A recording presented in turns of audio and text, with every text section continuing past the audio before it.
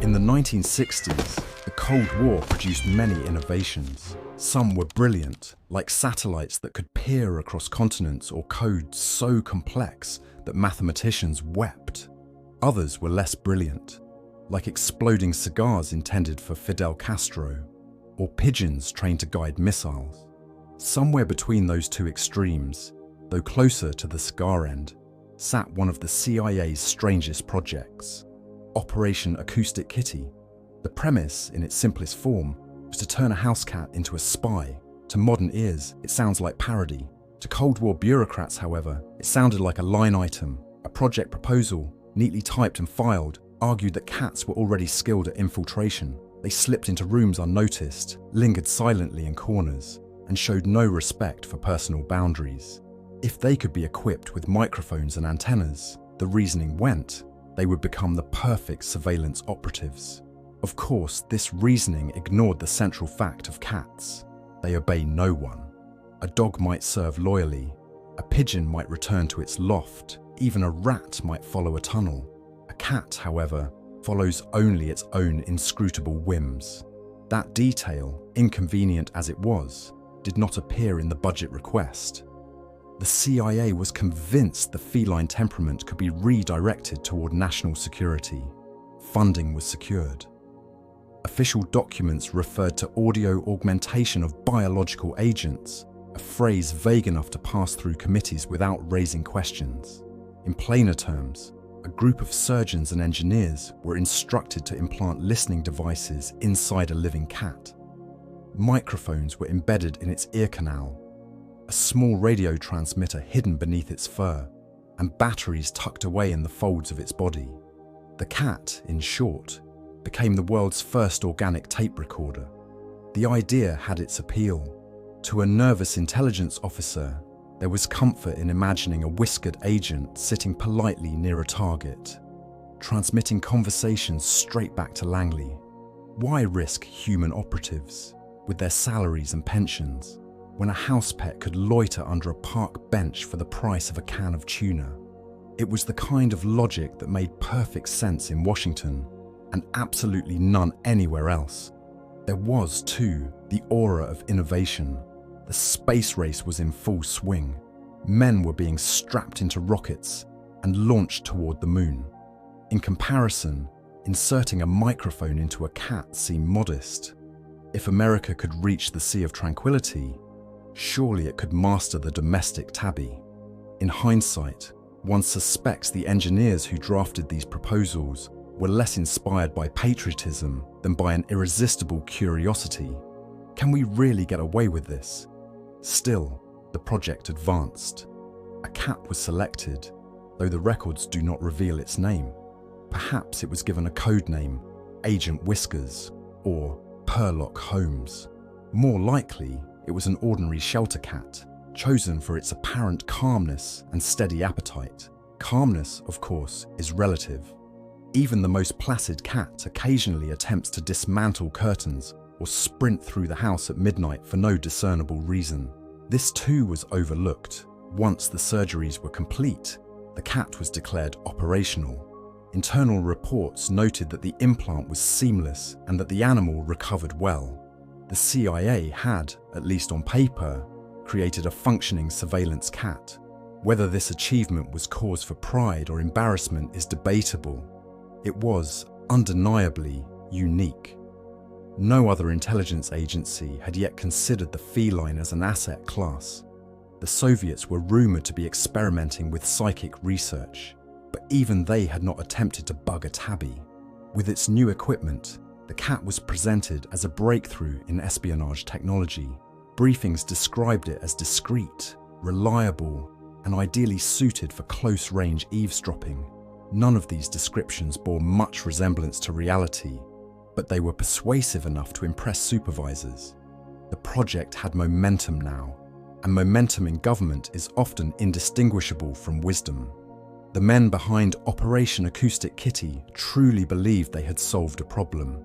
Human agents risked exposure. Microphones hidden in buildings risked discovery. A cat, by contrast, was natural cover. It could stroll across a garden, curl up near a conversation, and transmit every word back to headquarters. In diagrams, at least, the plan worked perfectly. The only flaw, as would soon become apparent, was that cats do not read diagrams.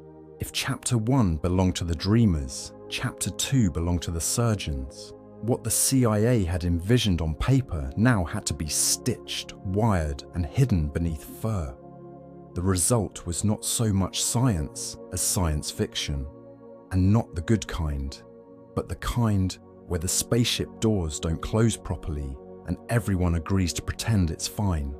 The operation was delicate. A tiny microphone was implanted in the cat's ear canal, designed to pick up every whisper, meow, and unfortunate stomach gurgle. From there, wires were threaded through the animal's body, like yarn through a knitting project performed by people with clearance levels. A radio transmitter was tucked beneath the skin, its antenna snaking invisibly along the cat's spine. Power came from batteries inserted deep within, a feature that would have horrified pet owners had they not been reassured it was for democracy. On paper, the technical specifications sounded impressive. The microphone could capture conversations within several feet. The transmitter could beam those conversations back to a van parked discreetly nearby. The batteries promised adequate operational duration, though no one specified whether this meant minutes, hours, or until the cat decided to nap under a hedge and ruin everything.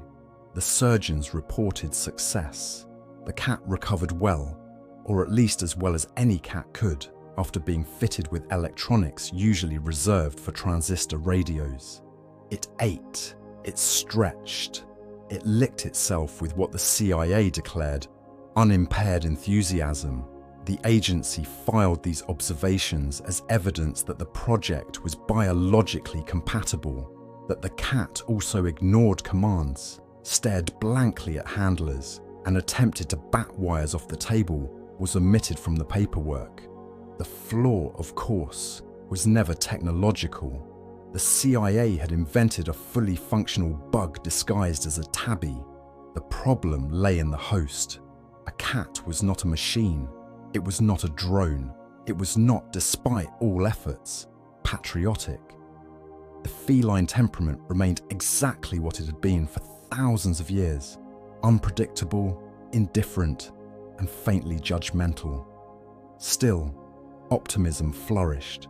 Engineers described the cat as a marvel of Cold War ingenuity, a tool that would outwit Soviet agents without them ever suspecting.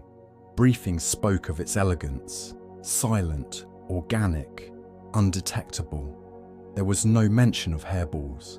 Comparisons to other technological feats became irresistible.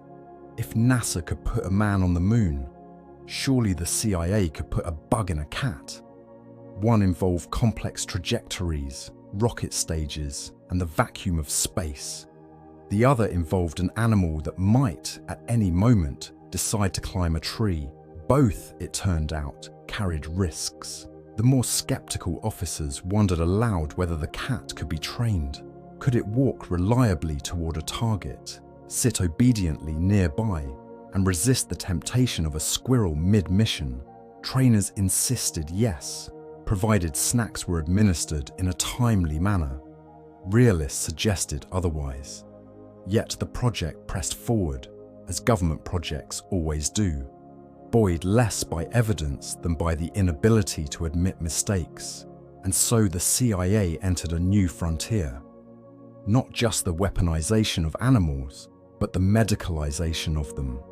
What began as espionage now resembled an experiment from a pulp magazine, half spy thriller and half veterinary horror. But in the corridors of Langley, the reports read smoothly, the budget remained intact, and the vision of a cat quietly transmitting enemy secrets still glowed with bureaucratic promise. For now, Operation Acoustic Kitty was considered a success. The wires were hidden, the devices worked, the cat lived. On paper, America had gained a new agent, In practice, America had gained a very expensive house pet with an unusual set of spare parts, having successfully transformed a living creature into a walking wiretap. The CIA now faced an even greater challenge, convincing it to cooperate. This was the task of the trainers, a small, dedicated team of animal behaviorists who had previously worked with guard dogs and messenger pigeons. They were men accustomed to the reliable stimulus and response patterns of trainable animals. They were not, it is safe to say, prepared for a cat. The training took place in a specially constructed facility, a sort of miniature soundstage designed to simulate various espionage scenarios. There were mock park benches, fake embassy gardens, and even a small, unconvincing replica of a Kremlin-style office, complete with a cardboard cutout of a stern-looking man in a Soviet military uniform. The goal was to teach the cat to associate human conversation with a reward, thereby guiding it toward targets. The primary reward, after much internal debate, was a small piece of dried liver. The first lesson was simple: walk from point A to point B. Point A was the starting position. Point B was a park bench where two trainers sat, speaking in loud, monotonous voices. Between them, they placed a dish of liver treats. For the first 2 hours of training, the cat remained at point A, napping. The trainer's conversation, a riveting discussion of agricultural subsidies, failed to pique its interest. Eventually, the smell of liver did what national security could not. The cat ambled over, ate the treats, and immediately returned to point A to resume its nap. The trainers logged this as partial success with motivational latency. Subsequent sessions introduced new variables. A laser pointer was used as a target designator, a tool intended to guide the cat's attention. This proved disastrously effective. The cat became obsessed with the small red dot, chasing it with a manic ferocity that sent it skittering up walls and tumbling over the cardboard Soviet general. It was, the trainers noted, highly motivated. It was not, however, discreet. An agent that frantically chases a mysterious red dot across a target's shoes is generally considered compromised. The next phase of training attempted to address what the official reports called distraction mitigation.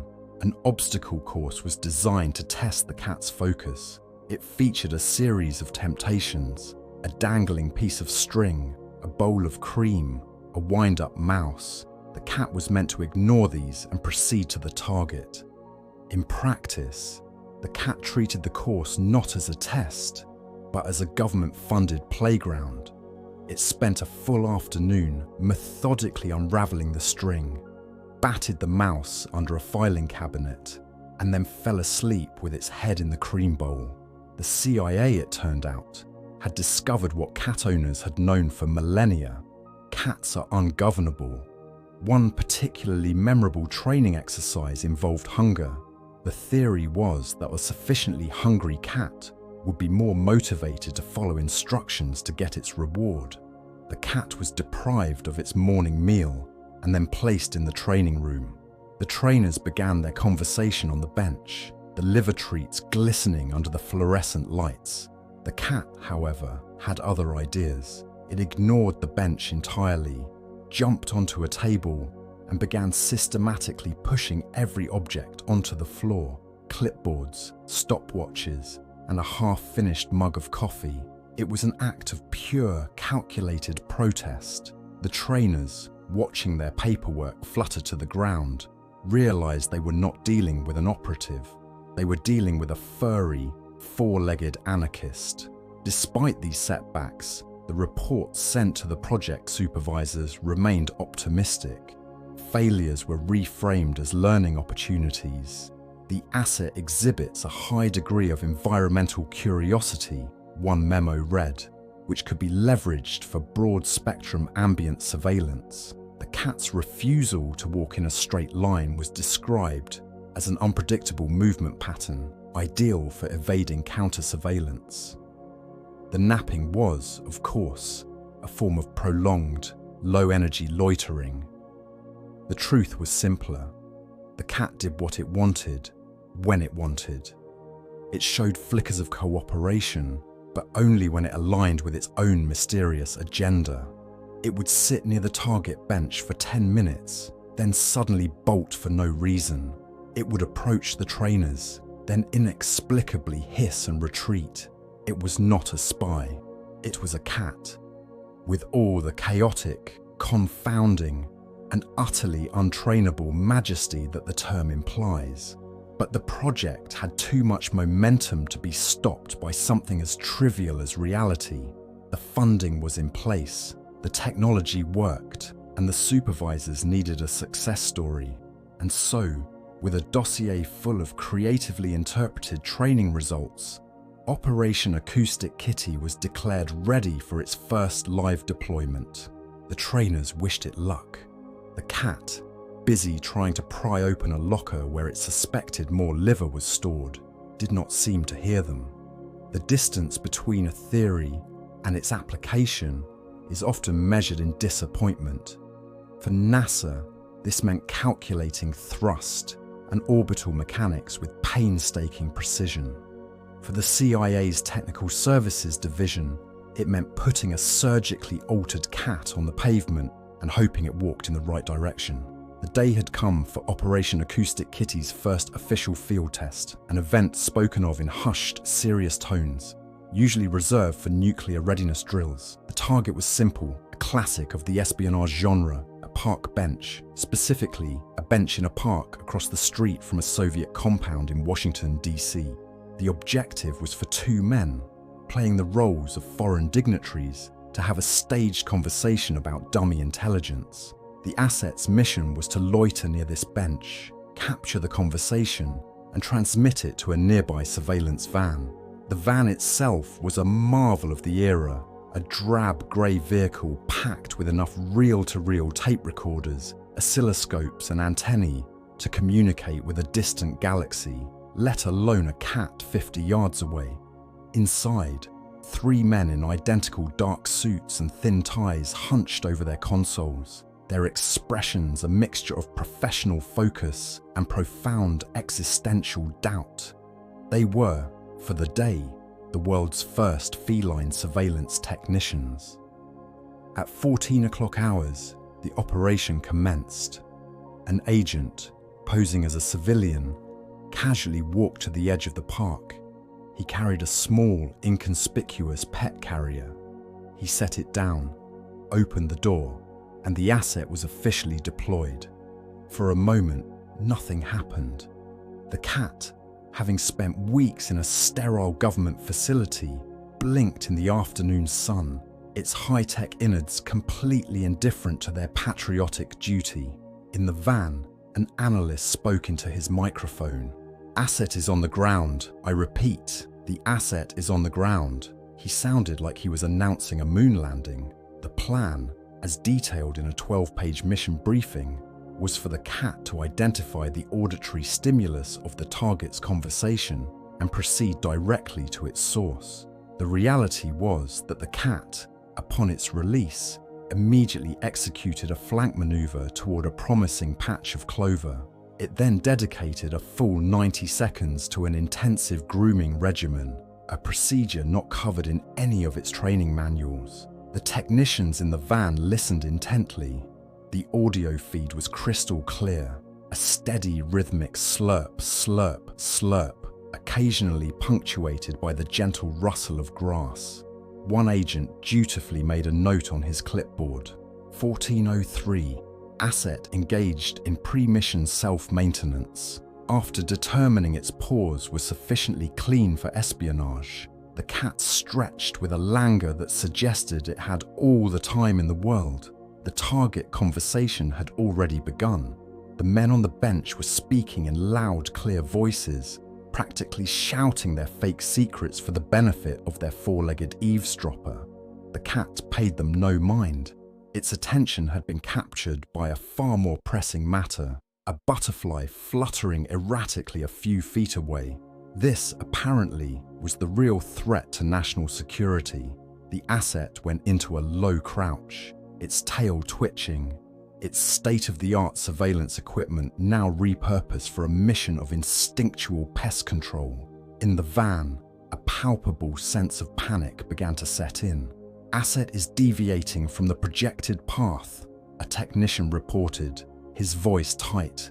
It appears to be tracking an unauthorized airborne biological entity.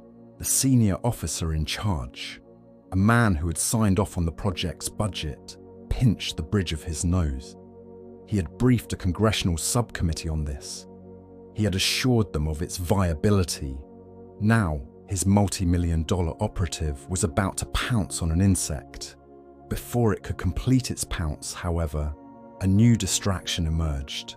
The cat, finally bored with the butterfly, noticed the street. It looked left, it looked right. Then, with the unearned confidence unique to its species, it began to amble directly into the road.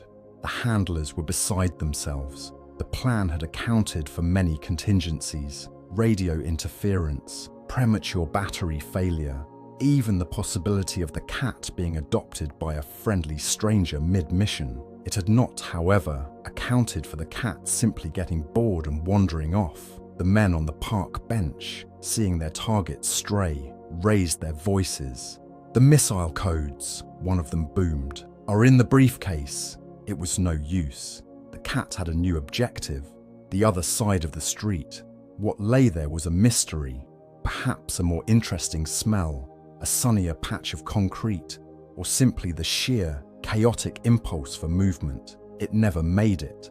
A taxicab, moving at a speed best described as unconcerned, intersected with the asset's trajectory. There was no screech of tires, no dramatic crash. There was only a dull, unremarkable thud.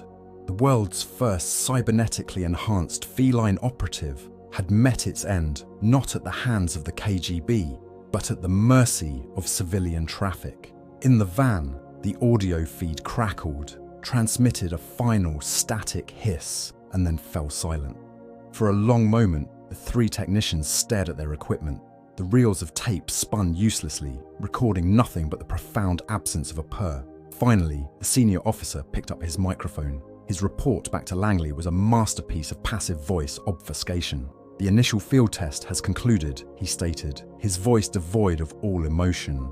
"The asset has been permanently retired."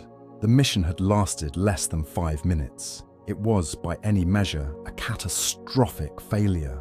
But in the world of espionage, a catastrophe is simply an opportunity for a very creative report. In the immediate aftermath of the mission's abrupt conclusion, there was silence. The men in the surveillance van packed up their expensive equipment, carefully coiling cables that had transmitted nothing more than the sound of licking, and finally, a sad, static pop. The agents on the park bench stopped shouting about missile codes and quietly folded up their newspapers. The whole affair had the somber, anticlimactic feel of a rained-out parade. Back at Langley, however, the gears of bureaucracy were just beginning to turn. A failure of this magnitude could not simply be acknowledged. It had to be documented, analysed, and spun into something that vaguely resembled a learning experience. The process of rationalisation began, a ritual as old as government itself. The final after-action report for Operation Acoustic Kitty is a masterpiece of the genre. It is a document that manages to discuss the death of a cat by taxicab without ever using the words death, cat, taxicab, or failure. Instead, it speaks of the non-survivable termination of the asset following an unscheduled intersection with a civilian conveyance. The cat's refusal to approach the target was not a sign of disobedience, but an exhibition of autonomous decision-making that deviated from the primary mission parameters. Its decision to wander into traffic was a spontaneous act of vehicular engagement. The report concluded that the project's central concept was fundamentally sound. The surgical implants worked. The transmission technology was a success. The audio captured, for the brief period it was active, was of acceptable quality. The only flaw, the report argued, lay not with the plan, but with the platform. The feline biological agent, it was determined, possessed a high degree of unpredictability that made it suboptimal for directed intelligence gathering. In other words, the idea was brilliant. The cat was the problem. This line of reasoning was oddly comforting to the project's supervisors. It allowed them to salvage a sliver of dignity from the wreckage. They had not been wrong. They had merely been too ambitious. At a debriefing meeting, a senior officer stood before a flowchart and explained, with a perfectly straight face, that the project had successfully validated the theoretical framework of bio-augmented acoustic surveillance. The fact that their only test subject was now a dearly departed pavement decoration was treated as a minor logistical setback. Operation Acoustic Kitty was quietly filed away, joining a long and distinguished lineage of failed Cold War spy gadgets. It took its place in the archives next to plans for the Bat Bomb, a scheme to attach tiny incendiary devices to bats and release them over Japanese cities. It sat alongside the pigeon-guided missile, a project that relied on birds pecking at a screen to steer a warhead. And of course, it shared a spiritual kinship with the infamous exploding cigar, a device so cartoonishly impractical that it seemed to have been designed by Wile E. Coyote. What all these projects had in common was a peculiar form of institutional blindness. They were born from a desperate need for an advantage, a belief that any idea, no matter how outlandish, was worth pursuing if it might outwit the enemy. Common sense was a secondary concern. The question was not, is this a good idea? But is it technically possible? The CIA had proven that it was, indeed, technically possible to turn a cat into a listening device. They had also proven, at a cost of millions, that it was a profoundly stupid thing to do. But no one ever wrote that in a report. Instead, memos were circulated, budgets were reallocated, and the men involved were quietly reassigned to other, hopefully less absurd projects. The official record showed not a fiasco, but an experiment with inconclusive results. And so, the story of the spy cat faded from active memory into the realm of classified legend. A cautionary tale whispered in the Langley cafeteria, a perfect example of how to fail upward. The story of Operation Acoustic Kitty is more than just a strange historical anecdote. It is a parable about the nature of the Cold War itself. It was an era defined by a peculiar mixture of genius and paranoia, a time when brilliant minds were dedicated to solving problems that were, on occasion, completely imaginary. The existential threat of nuclear annihilation had a way of warping perspective. In a world where global destruction was a plausible afternoon activity, spending a fortune to bug a cat seemed almost reasonable. The core assumption behind the project was that the enemy was everywhere and that no method of surveillance was too unconventional. This paranoia fueled an arms race not just of missiles and bombs, but of bizarre, almost comical gadgets. The CIA and the KGB were like two rival magicians, each trying to pull a more surprising rabbit out of the hat, convinced that the other was on the verge of some unbelievable breakthrough. If the Americans were not weaponizing animals, the thinking went, then surely the Soviets were. It was better to have a failed cat project than to be caught unprepared for a Soviet squadron of surveillance squirrels. This mindset led to a fundamental disconnect from reality. In the sterile, fluorescent-lit rooms of Langley, a plan to wire a cat for sound could be debated, diagrammed, and approved with the utmost seriousness. The practical, real-world objections that cats are disobedient, that traffic exists, that animals are not machines, were dismissed as minor details to be ironed out later. The project existed in a theoretical space where everything worked according to the flowchart. The irony, of course, is that while the CIA was busy with its feline science fiction, the Soviets were likely achieving far greater results with far simpler methods. Espionage, for the most part, is not about laser-guided pigeons or psychic experiments. It is about bribing an embassy clerk, turning a disgruntled official, or placing a microphone in a lamp. It is a slow, methodical, and often deeply unglamorous business. The most effective bug is not the one hidden inside a cat, but the one hidden in plain sight, in an ashtray or a picture frame, planted by a human agent who, unlike a cat, can be relied upon to follow instructions. But the allure of the technological shortcut was powerful. Why bother with the messy, unpredictable world of human intelligence when you could invent a gadget to do the job for you? It was the same impulse that led to poison pens and shoe phone transmitters. These devices offered a sense of control, a belief that the chaos of espionage could be tamed by engineering. Operation Acoustic Kitty stands as the ultimate refutation of that belief. It is a perfect, almost poetic example of human ingenuity colliding with the intractable forces of nature. The CIA, with all its resources, its brilliant scientists, and its vast budget, was ultimately defeated by the simple, unalterable fact that a cat will do what a cat wants to do. In the grand sweep of the Cold War, the project was a footnote, a comical failure that had no bearing on the outcome of the conflict. But it serves as a valuable lesson. It reminds us that even the most powerful organizations are susceptible to moments of profound absurdity.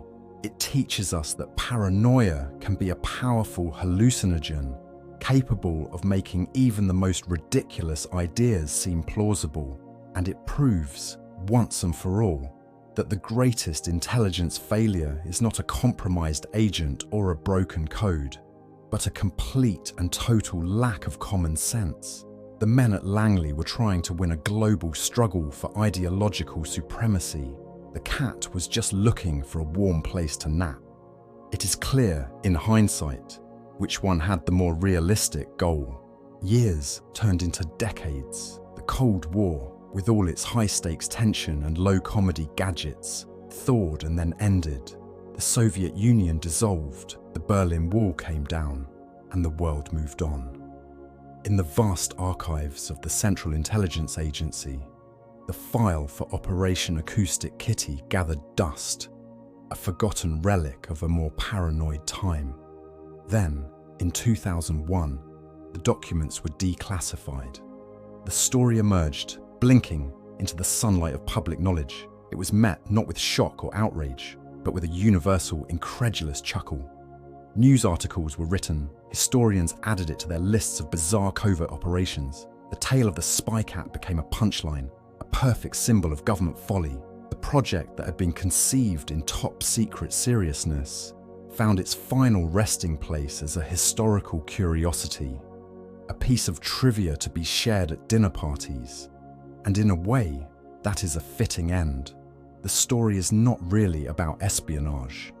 It is about the clash between two of the world's most implacable forces, human ambition and the feline will.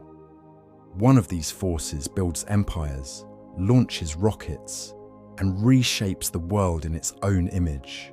The other is primarily concerned with finding the sunniest spot on the carpet. The fact that the latter so effortlessly defeated the former is a lesson in humility. Today, in the quiet, climate-controlled halls of the National Archives, a researcher might pull up the redacted files. They can read the dry, bureaucratic language describing the surgical procedures, the training failures, and the mission's abrupt final intersection with a taxi. It all feels like a story from another world, a strange dream of a time when the fate of nations could, however briefly, seem to rest on the whims of a house pet. But some things never change. Somewhere, in an office in Washington, a government committee is likely gathered, listening to a proposal for a new, groundbreaking project. It probably sounds logical, innovative, and essential for national security. It has flowcharts, a budget, and a clever codename. And it almost certainly has a fatal flaw, a simple, obvious detail that everyone has agreed to overlook because the momentum of the idea has become too powerful to stop. And somewhere else, much closer, a cat is napping. It lies curled in a patch of sun, utterly oblivious to the grand schemes of the humans around it. It is not an asset. It is not an agent. It is not a platform for bio-augmented surveillance. It is a cat, a small, furry monument to the virtues of indifference. It purrs softly, a quiet, rhythmic sound that carries no secrets, transmits no intelligence, and serves no purpose other than its own contentment. And in that sound, if you listen closely, you can hear the faint, rumbling echo of a lesson the CIA learned the hard way all those years ago. Thank you for listening to this absurd and entirely true story. For more tales of bureaucratic misadventure and historical oddities, feel free to subscribe. It would be a strategically sound decision.